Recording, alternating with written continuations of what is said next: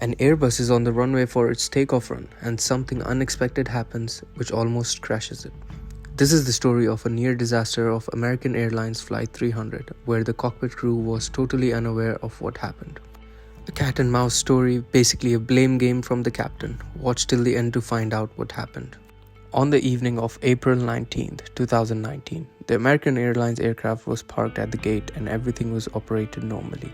By all accounts, it was a pretty normal night to fly. The weather was clear with just a high scattered cloud layer at 25,000 feet and a temperature of 50 degrees Fahrenheit. The captain was a 58-year-old and was approaching 20,000 hours of total flight time with 3,000 on the A320 family. The first officer was also 58 years old and had about 10,000 hours of total flight time and nearly 2,000 on the A320 family. They had both flown together before and reported having a good work relationship in the cockpit.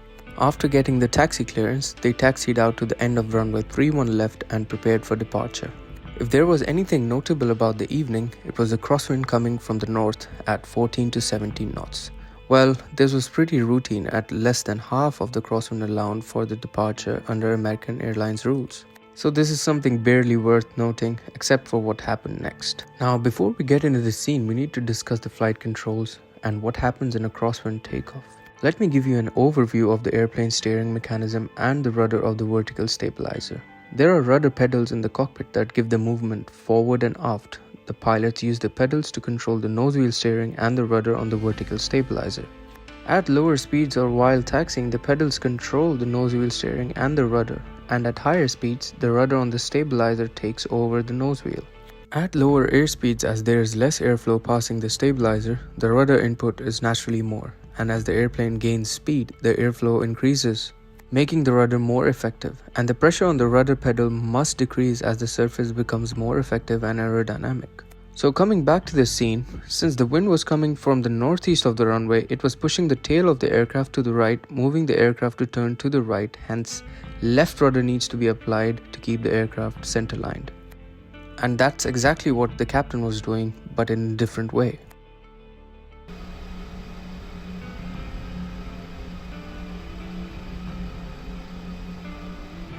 The captain advanced the throttle and the aircraft starts moving.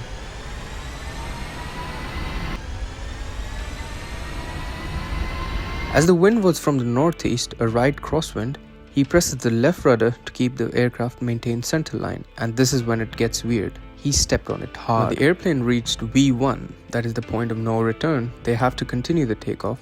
They could see the runway edge lights. Because the rudder input was so high, the airplane was veering to the left. They had to get it in the air or they would run off the runway. The first officer and the captain were totally confused of what was happening. When it reached the rotation speed of 156, it was still on the ground. When the captain unexpectedly pushed the rudder pedal to the metal. As they rotated, it rolled back to the left because of the rudder input scraping the wing on the runway and hitting a runway sign along the way. That doesn't sound too good, but the crew is totally unaware of what had happened and what was the damage. The airplane got in the air, but the problem was that because of the hard rudder command, it tilted the left wing at one point to 37 degrees. That's a lot. The crew was totally unaware and they were scared of what was happening. When the aircraft was airborne, the captain did let go of the rudder pedal and the airplane finally straightened out. The first officer was pretty shaken up by this. He asked the captain of what happened. And the captain surprisingly responded that he didn't know what was going on and the airplane just rolled on him. The first officer initially thought that they must have lost an engine, but since all the parameters were normal, it wasn't an engine failure. Here's a short conversation between the captain and the first officer.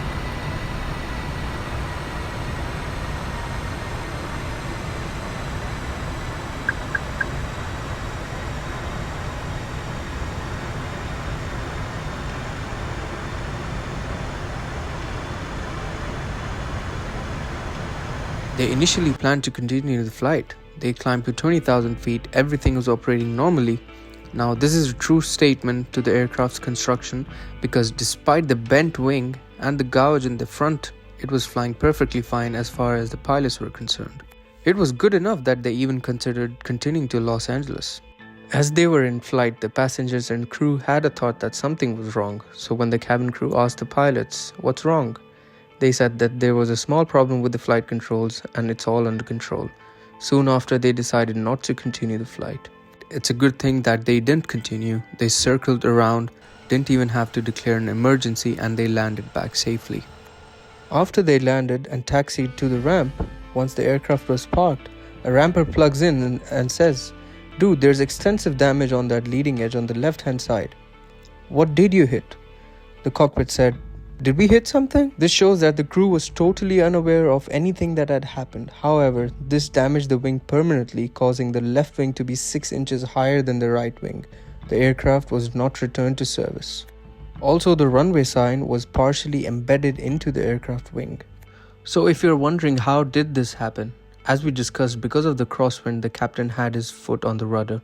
Now, he felt the need to go full rudder on the runway because he thought that it was going to run off the runway without it. But in reality, it was his application of full rudder that caused this emergency in the first place. He started blaming and trashing the aircraft. Considering there was an audible scraping noise and the flight attendants reported wing damage in flight, it's hard to understand how they couldn't have realized that they hit something. The whole thing feels so surreal. Now, I don't know if the cockpit crew or the captain had a medical emergency that temporarily broke him and made him out of his senses. It doesn't seem like that he was doing this on purpose. He wasn't trying to crash the plane, obviously, but I'm quite interested to know what the captain and the crew was thinking. Comment down in the section below, what do you all think?